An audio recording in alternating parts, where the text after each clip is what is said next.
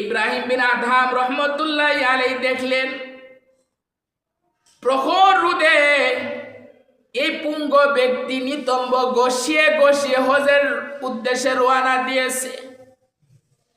এমন প্রখর রোদ, এই রোদের কারণে কেউ ঘর থেকে বের হচ্ছে না।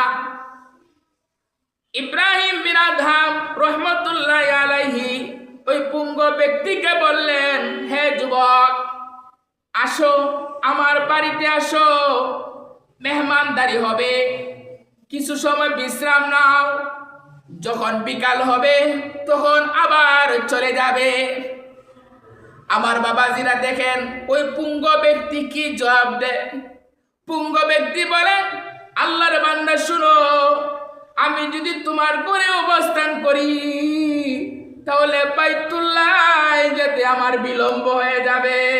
সুবহানাল্লাহ।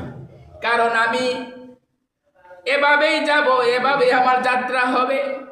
ইব্রাহিম বিন আদহাম রহমতুল্লাহ আলাইহি বললেন, হ্যাঁ যুবক, তোমার চিন্তার কোনো কারণ নাই, আমি তোমার বাহনের ব্যবস্থা করে দিব, তুমি তাড়াতাড়ি মক্কায় চলে যাবে, তুমি তাড়াতাড়ি জিয়ারত করতে পারবে। এ কথা শুনে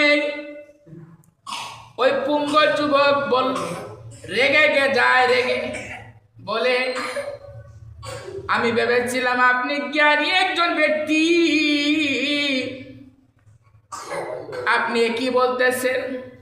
আপনি বলেন তো, পায়ে হেঁটে হজ করা উত্তম না বাহনে চড়ে হজ করা উত্তম? ইব্রাহিম বিন আদহাম জবাব দেয় যে পায়ে হেঁটে হজ করা উত্তম। অবশেষে ওই পুঙ্গ যুবক মক্কা মুকাররমার উদ্দেশ্যে রওনা দেন। ইব্রাহিম বিন আদহাম রহমতুল্লাহ আলাইহি বলেন, ঘটনাক্রমে এবছর আমিও হজে যাই। যখন মক্কায় পৌঁছি তখন দেখি কিছু মানুষের ভিড়। মানুষদেরকে বললাম, এখানে তো ভিড় কেন? মানুষ উত্তর দেয়, শুনো, এখানে একজন পুঙ্গ যুবক রয়েছে, এই যুবকটা চমক দেখিয়ে দিয়েছে।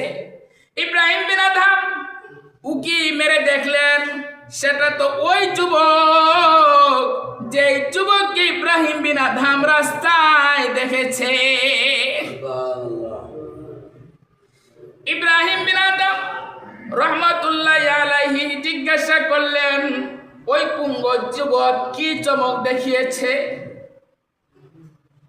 মানুষ উত্তর দেয়, এই পুঙ্গ যুবক দীর্ঘ সময় মুনাজাতের মধ্যে ছিল, আর মুনাজাতে বলতেছিল, আয় আল্লাহ, তোমার ঘর তাওয়াফ করেছি, ইয়া রহমান রাহিমিন, সাফা মারওয়া সাই করেছি,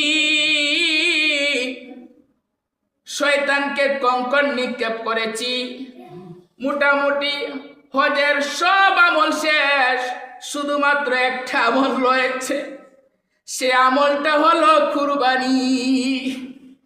আর আমার রাহিমিন, আমি হলাম দারিদ্র মানুষ, আমার কুরবানি দেওয়ার সামর্থ্য নাই, আয় আল্লাহ, আমি নিজে কুরবানি দেওয়ার জন্য রেডি। সুবহানাল্লাহ, আমি নিজেকে কুরবানি দিতে চাই। আল্লাহ রাব্বুল আলামিন তার দোয়াকে কবুল করলেন। দোয়া শেষ করতেই ওই পুঙ্গু যুবক ইন্তেকাল করে। आशिकों से क्या मजा है, माशूकों से पूछियो, आशिकों से क्या मजा है, माशूकों से पूछियो, बागे गुल